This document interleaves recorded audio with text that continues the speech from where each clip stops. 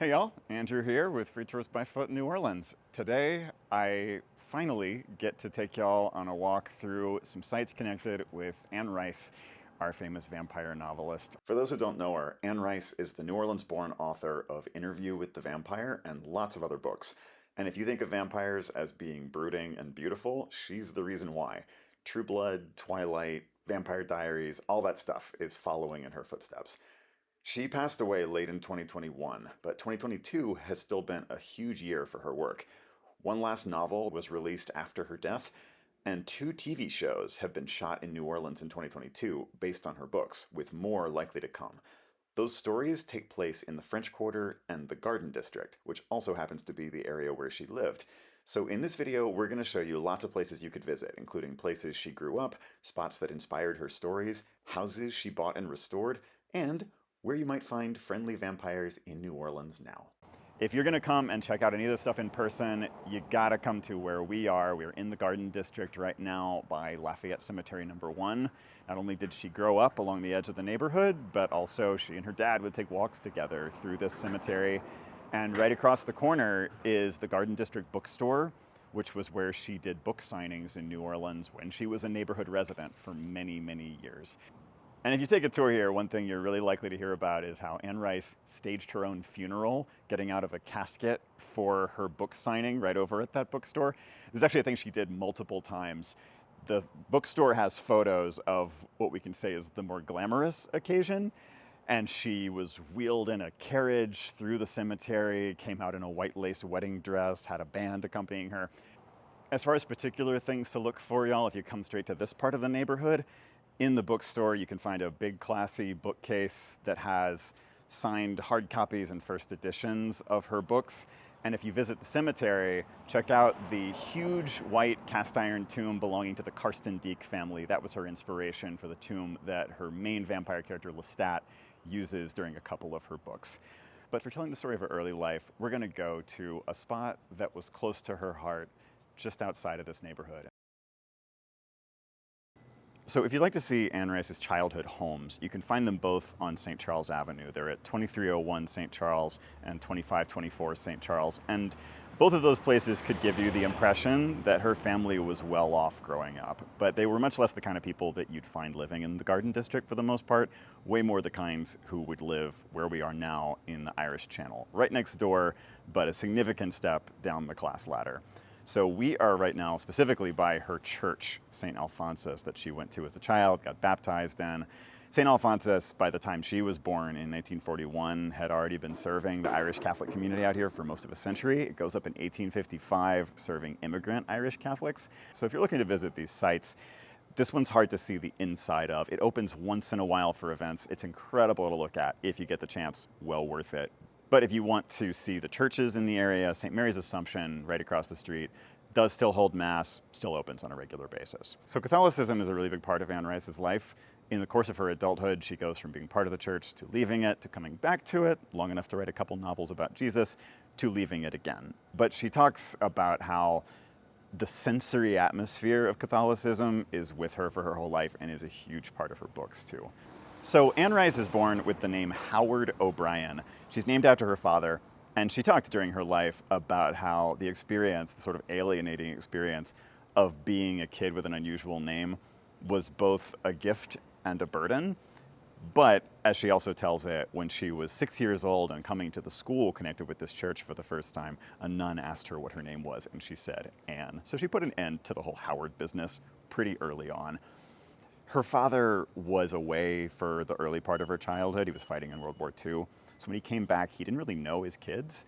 And one of the ways he decided to connect with them is by writing a children's fantasy novel that he would read them chapters of as he finished them. Anne's mother was kind of a nonconformist, as devout Catholics went. She encouraged her kids to call her by her first name. She was the one who decided to call Anne Howard, thinking it would give her a boost in the world in some way. She encouraged her kids to be themselves, whatever social pressure might tell them to be. She also was an alcoholic, and she died of that when Anne was 14 years old, and her death sent Anne's life in a whole different direction. She ended up at a boarding school for a little bit, and ultimately her family moved to Texas on the back of those events. So that takes her away from here. But during the time she was here, the houses and the churches in the neighborhood made strong enough an impression on her that a lot of them would ultimately end up in novels that she wrote elsewhere. But what we're going to focus on next is the geography in New Orleans that inspired Interview with the Vampire.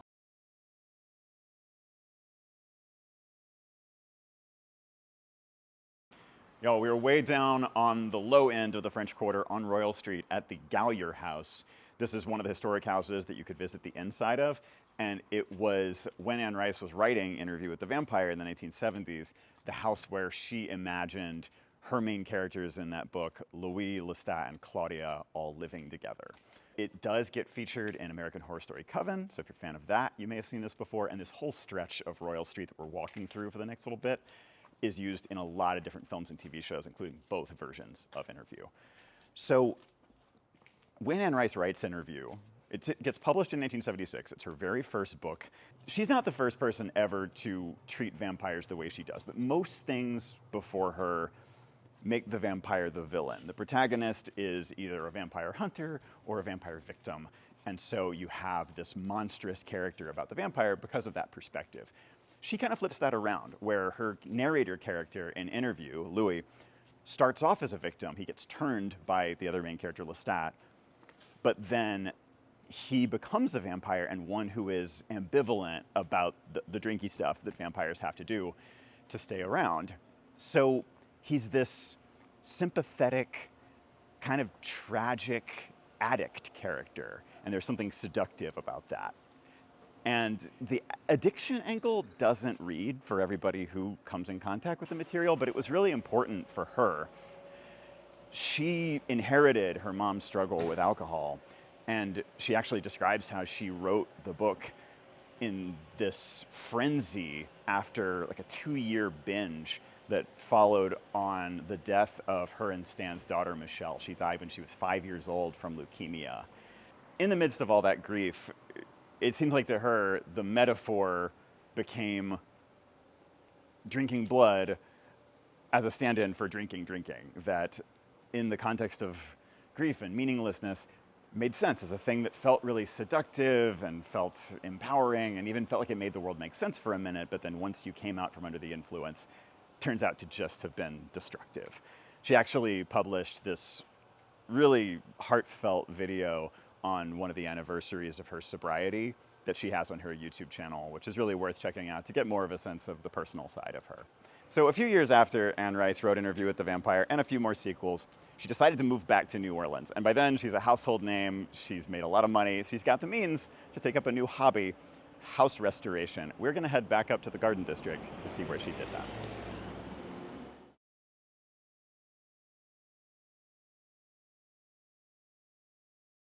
So of the various houses that Anne Rice owned in New Orleans, the one across the street tends to be the feature. It's the one they actually lived at for the longest during their years here. It also is really easy to get to. It tends to be featured on Garden District tours. It's right at the intersection of First and Chestnut Streets. And it also was one that Anne Rice wrote a book set inside of, which is called The Witching Hour.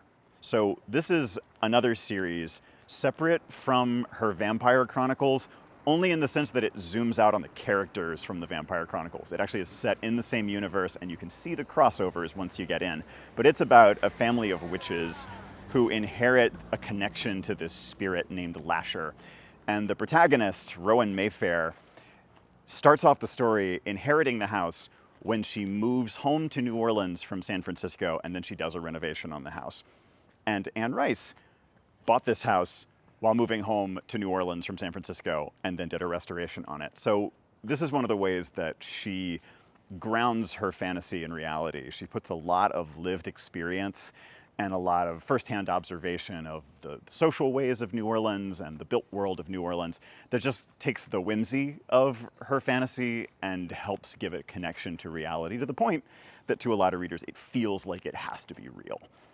If you decide to come and check these houses out, y'all, the Rices have divested completely. So the houses are all long since sold. They are in other people's hands now. and to my knowledge, all of them are full-time homes. So just pay them the respect of keeping a little bit of distance from their houses as you come and get a look. By all means, get pictures. People know to expect that, but give them a bit of space. Now we've arrived at the intersection of 3rd and Britannia Streets. This is another one of Anne Rice houses that also tends to be featured on Garden District tours because it's right in the middle of the neighborhood.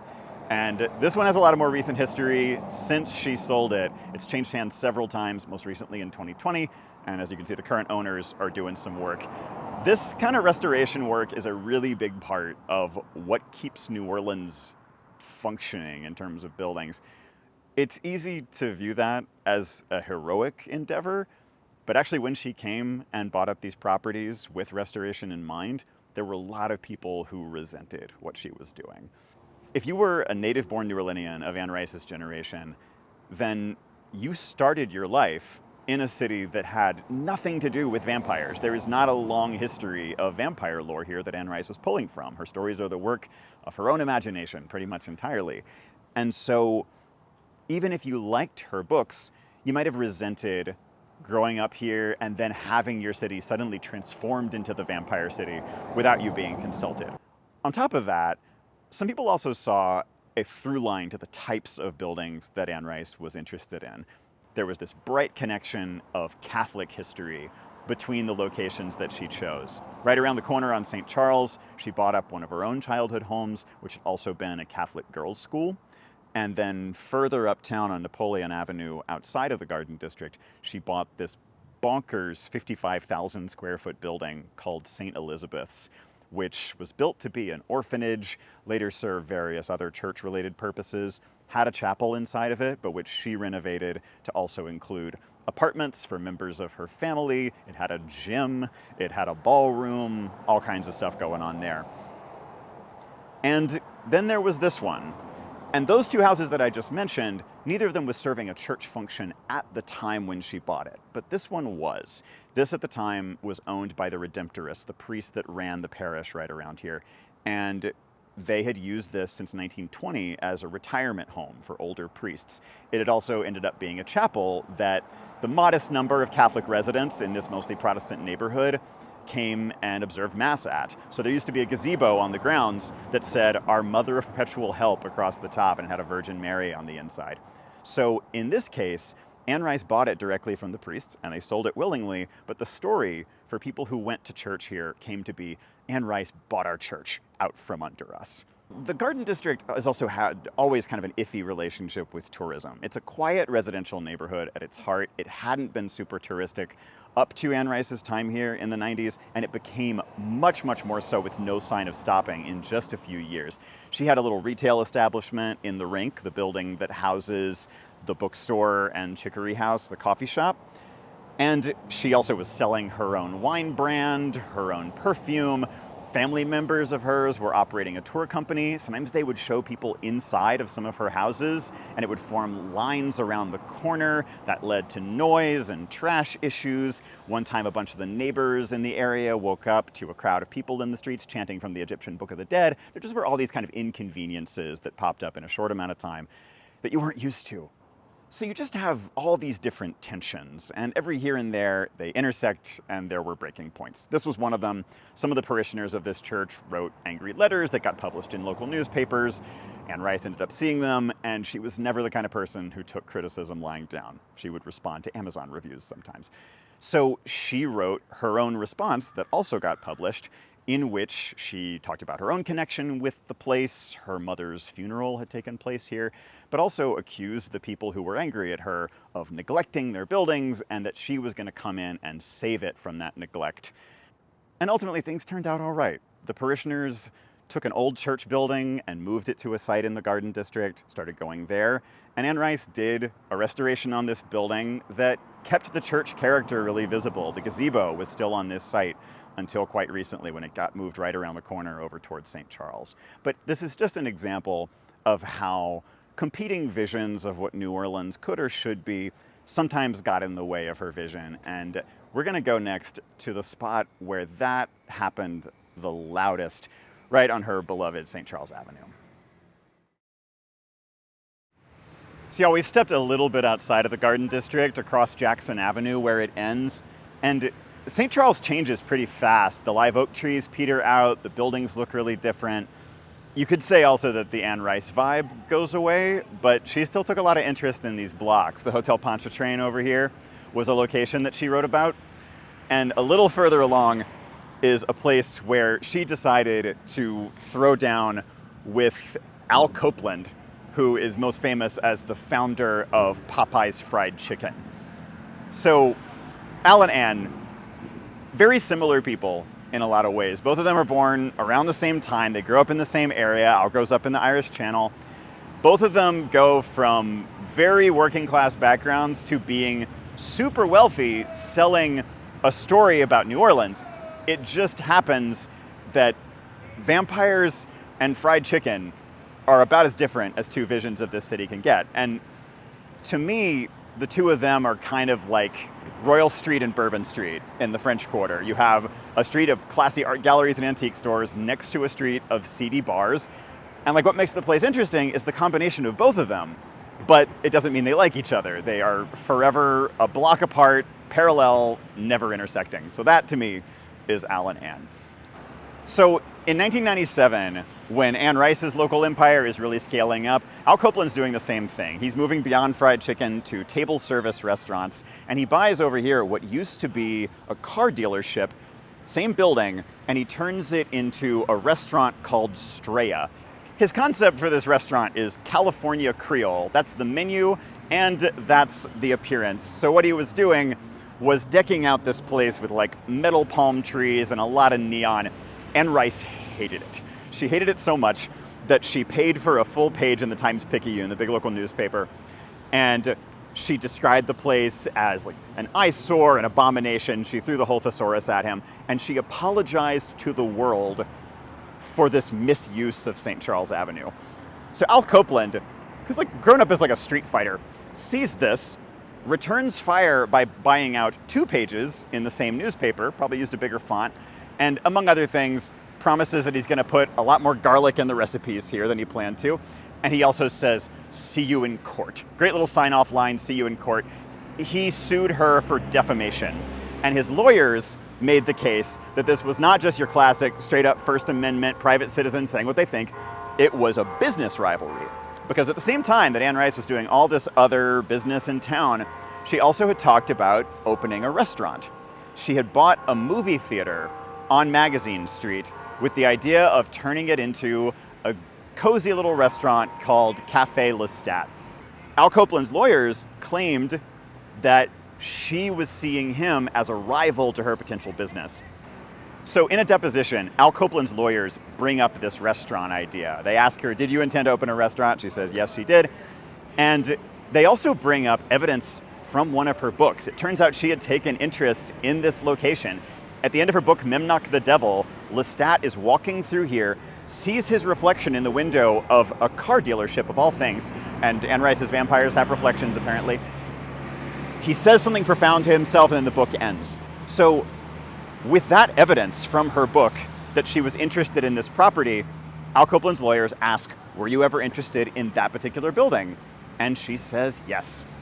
Not nearly enough, as it turns out, to supersede First Amendment rights. The judge threw the case out, but Al Copeland makes a media coup out of it. He sends her an invitation to the restaurant, says it was the last place Lestat was seen, invites her to come look for him, and the restaurant does fine. It's Straya for a little bit, it turns into Copeland's Cheesecake Bistro eventually, and now that Al Copeland is no longer with us, his son, Al Copeland Jr., owns this, which is now a hotel and event venue. As dramatic as all this stuff was, none of this is what drove Anne Rice out of town. In the end, it was something a lot more serious, which was the loss of her husband. Stan Rice, who was a fellow writer to her, he was a poet, he's also a painter. He was diagnosed with brain cancer in 2002, and he, like her, worked right up to the end. He was still painting and writing with half of his body paralyzed, but he died that same year. And around the same time, their son, Christopher Rice, had moved out to the West Coast, to Southern California, and these places that for her had been family homes all of a sudden were big houses that she was in by herself. And pretty soon after that, she moved out to where her son was, and she lived in Southern California for the rest of her life. Next up, we're gonna go down to the French Quarter and we're gonna see what vampire commerce looks like today.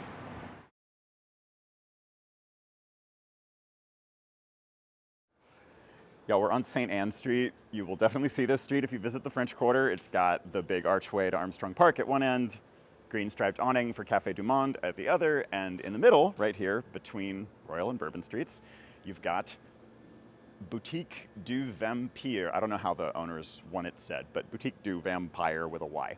So I never had the luck of visiting Anne Rice's retail establishment in the Garden District, but this is maybe kind of a version of that. It's a sort of gothy decorated, vampire-themed gift shop, basically. Has Anne Rice books, of course, but also like other locally set supernatural horror fiction. You've got leather-bound journals and big fancy feather pens for the aspiring writer. There's lingerie and costume bits, and their signature, I would say, is a fanged rubber ducky with the nickname Count Quackula. So I don't know this, but I feel like the rubber duck is where we hit the point of what Anne Rice would not have included in her inventory. And it just points out how nowadays, if you're encountering vampire subculture or vampire fandom in New Orleans, there's a good chance it comes from the very self-serious angle of Anne Rice, but it's just about as likely to come from the sort of self-consciously campy angle of like Buffy the Vampire Slayer. So not Anne Rice's thing, but it's part of the world now. And this is also not the whole empire. So down the block, these guys also have the Vampire Cafe, which is a full-service restaurant, and they serve drinks in blood bags. They have a drink that they serve called Fangria. We're very much in fanged rubber ducky territory over here. And if you visit the boutique, you also can get the password to Potions, which is their semi-secret speakeasy bar that serves absinthe drinks, located just around the corner on Bourbon Street above the Fritzl's Jazz Pub. So 3 businesses within just about a block. This is very much the vampire corridor. We've got Vampire Cafe right here. And these are all pretty new. This has just opened in the last couple years. So I remember I moved here in 2004 for college, and back then I would come down to the French Quarter once in a while, and you would see a really different presence around vampire imagery, in that there was just a ton of people out in the streets on like a day-to-day basis in vampire gear. So like a lot of black, certain kinds of makeup, modified teeth a lot of the time. So this was a regular presence then, and not for very long afterwards. Hurricane Katrina changed that a lot, and that also coincides with the time that Anne Rice left town. But while I was around for that 1 year, chatted with enough of these folks to get a sense that at least a significant number of them were people who self-identified as vampires. These are people who had read Anne Rice's work and kind of seen themselves in it when they hadn't seen themselves much of anywhere else in the world. And so they came here and they found a common ground with a lot of kindred souls. The most visible that community ends up being nowadays is, of course, during Halloween weekend. There's 2 really big events that get held each year called the Endless Night Ball and the Anne Rice Vampire Ball. And the wardrobe game at these events is incredible. It's worth some image searching. And of course, too, there's a million other reasons to do Halloween here. I think it's a safe prophecy to say that given Interview is being released in October, we are probably in for a huge resurgence this and the coming years in great vampire costuming in the neighborhood during Halloween. You just won't necessarily know whether you're seeing someone who maybe dresses that way every day. The other thing about those events this year is this is the first time they're going to be happening in Anne Rice's absence. And no telling what that means so far, other than that the people who organize the Vampire Ball are going to be also putting on a memorial second line for her. That's going to be happening on October 30th at 1:30 in the afternoon at the same spot where she organized those events for herself during her book readings, right at the Garden District Bookstore on Britannia Street, where this video began. So check that out if you're in town. In that spirit, too, we want to close with a quick view of Anne Rice's tomb. It is in Metairie Cemetery. It's the Rice family tomb. Metairie is a one-of-a-kind place, made all the more so by the fact that she's there, and she is joining her husband Stan. You can see some of his poetry on the side of the monument. And they also both joined their daughter Michelle in that tomb. Thanks for watching, y'all. And if you ever want to see these things in person, you can explore it on your own, or you can take a tour with us. Garden District tours are going to include some of Anne Rice's houses. A French Quarter tour often will include some of these film and TV shoot locations. And a nighttime ghost tour will always give you some of the spooky vibe that inspired her and was inspired by her. If you want to tip your guide for today, you can find the way to do that and how to connect with those in-person tours down in the description. Thanks so much for spending the time with us, and whenever you're watching this, happy Halloween. And I remember going into her house to have her sign books, and they had the windows on the First Street house that went up from the floor. Yeah. And we'd haul the books in with a hand truck to her dining room table, which was this huge round table. And you couldn't stack more than 4 because Anne was short. And she had a mural. There was a mural on all the walls in the dining room. And it was like the city of New Orleans. But it was Wow. like just houses and Yeah. and while we were feeding her the books and having her signing them, she'd say, "Okay, find the alligator. Find the naked woman. Find the naked woman in the window. Find the, Just to keep you entertained. Yeah. That's so good. Yeah, Ah, she was something. really. The last time I saw her was for a book signing that her and Christopher did, and I had set it up, but I was on vacation, but I came in and worked it Yeah, because it was Anne and Chris. sure. And I hadn't seen him for a while. So I was down by the front door, and they came up the elevator, and they were sitting outside in the atrium. That's where it was set up, the book signing. So when I was done selling tickets down there, I came walking up, and Christopher was sitting next to Anne. He's like, "Mom, Mom, Mom, look, it's Amy, Mom, it's Amy." Aw. Oh, goodness. That makes you feel good, right? I'm like, it was hysterical.